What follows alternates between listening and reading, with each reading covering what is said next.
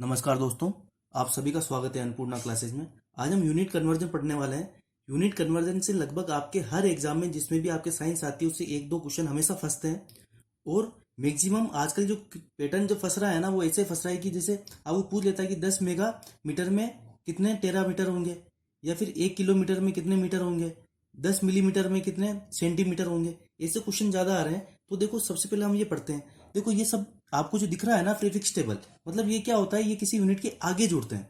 मतलब जैसे मीटर हो गया, ग्राम हो गया, तो मीटर और ग्राम के आगे जैसे मैं जोड़ दूं किलोमीटर, किलोग्राम, मेगाग्राम, मेगामीटर, तो उसकी क्या होती है, उसकी वैल्यू में ये चेंजेस ले आते हैं। अब वो चेंजेस जो ले आते हैं ना, उसी को हम चेंज करते हैं। तो देखिएगा, देखो डेका क्या होता है, सबसे पहले आपको ये देखा। डेका का मतलब होता है 10 की पावर 1, हेक्टा होता है आपके पास 10 की पावर 2, किलो होता है आपके पास 10 की पावर 3, मेगा होता है 10 की पावर 6, गीगा होता है 10 की पावर 9, टेरा होता है 10 की पावर 12। इसी तरीके से देखो 10 की पावर -1 को हम क्या लिख सकते हैं, डेसी बोलते हैं। सेंटी क्या होता है 10 की पावर -2, मिली होता है 10 की पावर -3, माइक्रो होता है 10 की पावर -6, नैनो होता है आपके पास 10 की पावर -9, और पिको होता है आपके पास 10 की पावर-12। तो इन चीजों का नॉलेज आपको होना जरूरी है। अब हम आगे चलते हैं कि जैसे देखो, एक एग्जाम्पल यहाँ समझना। अगर मैं बोलता हूँ आपको 1 किलोमीटर, ठीक है, तो 1 किलोमीटर में कितने मीटर होंगे। यहाँ देखिए क्या आ रहा है, 10 की पावर 3, तो मतलब कितने, 1000। 10 की पावर 3 1000 ही होता है ना, मतलब 1 किलोमीटर में कितने मीटर हो जाएंगे हमारे पास, 1000 मीटर। अब देखिए, आप ये सोच रहे होंगे कि ये 10 की पावर 1 हो गया, ये 10 की पावर-1 हो गया, तो 10 की पावर 0 हो गया। मतलब जो यूनिट हम लेते हैं ना, उसको 10 की पावर 0 मतलब 1, तो ये मीटर का मतलब 1 हो गया। अगर देखो, अगर आपको किलो को मीटर में आना है ना, तो आपको क्या करना पड़ेगा, उसको 1000 से मल्टीप्लाई करना पड़ेगा। अब देखिए, ये आपस में कैसे हम चेंज करते हैं। किलो को अगर माइक्रो में चेंज करना हो, किलो को सेंटी में चेंज करना हो, तो हम कैसे चेंज करेंगे, उसकी मैं एक आपको शानदार ट्रिक बता देता हूँ। तो चलते हैं ट्रिक पे। और ट्रिक पे चलने से पहले एक चीज जरूर देखना। इनको जो शॉर्ट है ना, जैसे आपको लिखा हुआ आएगा ना एग्जाम में, ये आप इसके जो ये प्रतीक हम जिसको बोलते हैं, ठीक है, इसको डेका को किससे शो करते हैं हम, डीए से, हेक्टा को एच से, किलो को स्मॉल के से, यस कैपिटल के से, मेगा को कैपिटल एम से, गीगा को कैपिटल जी से, और टेरा को कैपिटल टी से। इस तरह के पिको जो है ना, इसको स्मॉल पी से, नैनो होता है आपको एन से डिनोट करते हैं, और माइक्रो को म्यू से डिनोट करते हैं, मिली को स्मॉल एम, सेंटी को सी, और डेसी को डी से डिनोट करते हैं। ये चीज भी आप देख लीजिएगा, क्योंकि अगर एग्जाम में आपको ये लिखा आ जाए ना 1 मिली, तो इसको आप माइक्रो मत समझ लेना, क्योंकि 1 मिली का मतलब क्या होगा, ये स्मॉल वाला मतलब मिली होगा। अगर एक माइक्रो वो बता बोलना चाह रहा होगा, तो वो माइक्रो ऐसे लिखेगा। तो चलो आगे चलते हैं, कैसे इनको आपस में हम कन्वर्ट कर सकते हैं वो देखते हैं।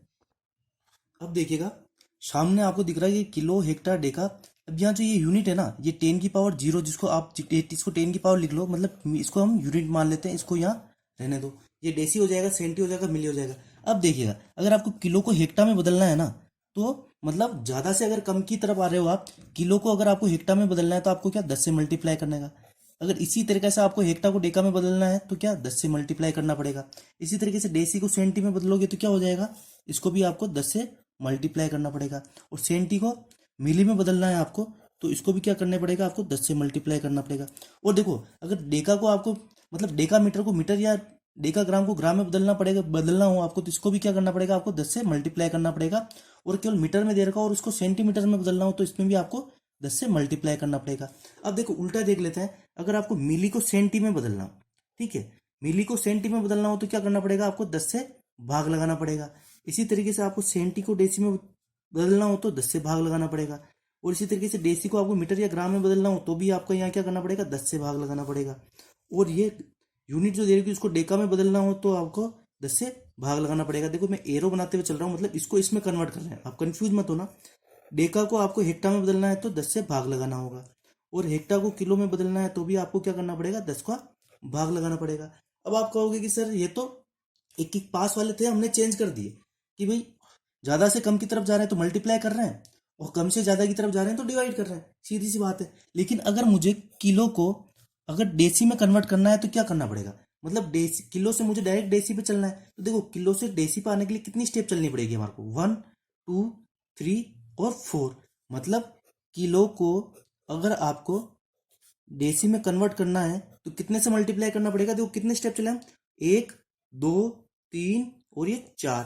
तो इसको हमें 10 की पावर 4 से मल्टीप्लाई करना पड़ेगा। मतलब किलो में अगर आपको वैल्यू दे रखी है, उसको डेसीमीटर में कन्वर्ट करना हो, तो आपको उसको 10 की पावर 4 से मल्टीप्लाई करना पड़ेगा। अगर मैं बोल देता हूँ 4 किलो, 4 किलो में कितने डेसीमीटर होंगे, ठीक है।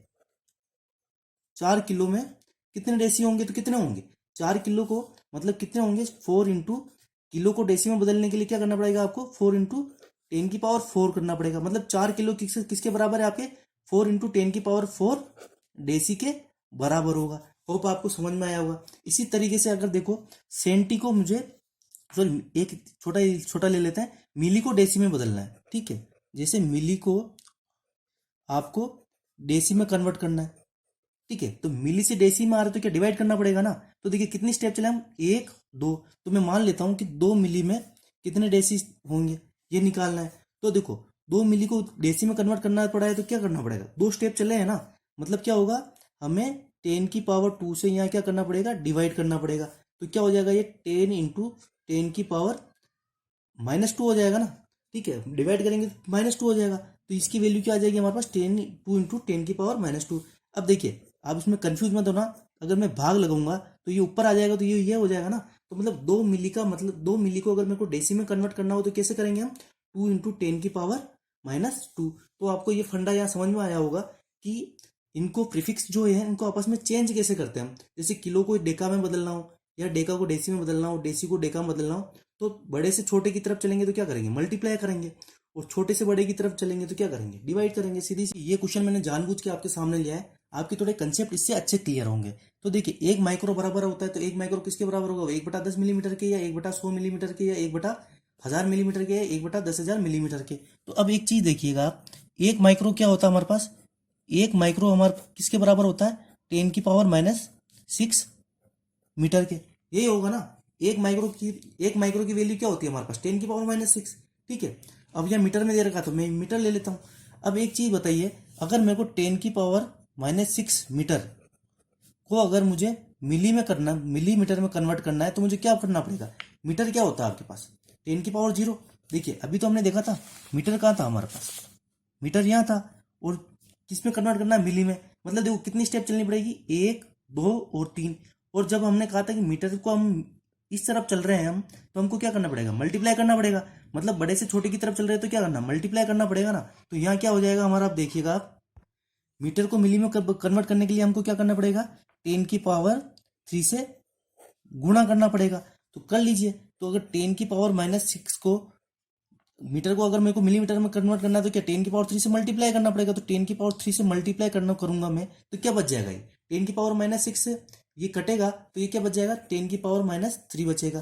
तो देखो यहाँ कोई क्या मिल रहा है आपको ऑप्शन में 10⁻³ को मैं क्या लिख सकता हूँ 1/1000 भी तो लिख सकता हूँ। तो ये क्या हो जाएगा, मतलब 1 माइक्रो किसके बराबर हो जाएगा आपके पास 1/1000 मिलीमीटर के बराबर हो जाएगा। तो उम्मीद करता हूँ यहाँ तक आपका फंडा क्लियर हो गया होगा। अगर आपको किलो को डेसी में, सेंटी को मिली में, या हेक्टा को मिली में, या सेंटी कुछ भी चेंज करने के लिए कहे तो आप इसको आसानी से कन्वर्ट कर लोगे। यहाँ तक आपका क्लियर होगा। अब देखो दूसरी यूनिट पे चलते हैं। जैसे आपके जो डिस्टेंस की इकाइयाँ होती है, अलग अलग यूनिट होती है, इंच फुट गज फुटलोंग, इनमें क्या रिलेशन होता है और इनको हम कैसे कन्वर्ट कर सकते हैं एक दूसरे में, वो भी हम देखते हैं। तो उस पर भी चलते हैं आज।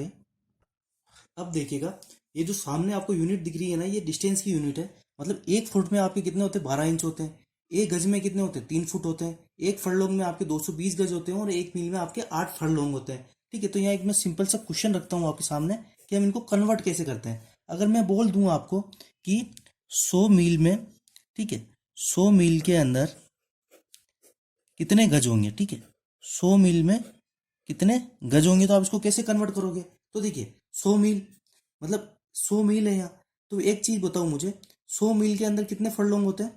1 मील में अगर 8 फरलोंग होते हैं तो 100 मील में कितने फरलोंग होंगे हमारे पास 800 फरलोंग, ठीक है। ये चीज तो आपको समझ में आई, 800 फरलोंग मतलब 100 मील बराबर 800 फरलोंग है। अब एक फरलोंग में 220 गज होते हैं, तो 800 फरलोंग में कितने गज होंगे 800 इंटू 220 गज, ठीक है। अब और आगे चलो, अगर ये हमारे गज में आ गया। अब ये बताओ एक गज में कितने होते हैं 3 फुट होते हैं ना। एक गज में कितने होते हैं, सॉरी हमको तो गज में चेंज करना था। तो यहाँ हमारा सीधा सा आंसर क्या आ जाएगा 800 इंटू 220, मतलब कितने होंगे 100 मील में कितने गज होंगे। गज का मतलब यार्ड होता है आपके पास, ठीक है।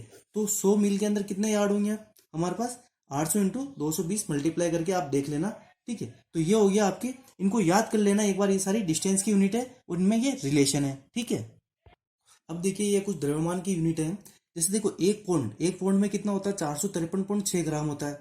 1 केजी के अंदर कितना, 2.205, ये पौंड है। एलबीएस को हम पौंड कहते हैं, ठीक है। पौंड को डिनोट करने का तरीका होता है। तो 1 केजी में कितने पौंड होते हैं, डायरेक्ट क्वेश्चन आते हैं एग्जाम में, तो याद कर लीजिएगा 2.205 आपके क्या पौंड होते हैं। इसी तरीके से एक टन में कितना केजी होगा, 1016 केजी, और एक मीट्रिक टन में कितना केजी होगा, 1000 केजी। अब आपको मीट्रिक टन को अगर टन में कन्वर्ट करने के लिए बोले तो एक मीट्रिक टन में आपके कितना होता है, 0.98 टन होता है। ये आप ध्यान रखिएगा। तो इस वीडियो में इतना ही। अगर आपको कुछ और भी जानकारी चाहिए हो तो आप कमेंट कर दीजिएगा, मैं और वीडियो बना दूंगा उस पर, ठीक है। तो अभी के लिए आपके लिए ये इनफ है। अगर आपको और चाहिए तो और बताना, मैं और इन्फॉर्मेशन आपको नेक्स्ट वीडियो लाके दे दूंगा। तो मिलते हैं नेक्स्ट वीडियो में, तब तक के लिए धन्यवाद।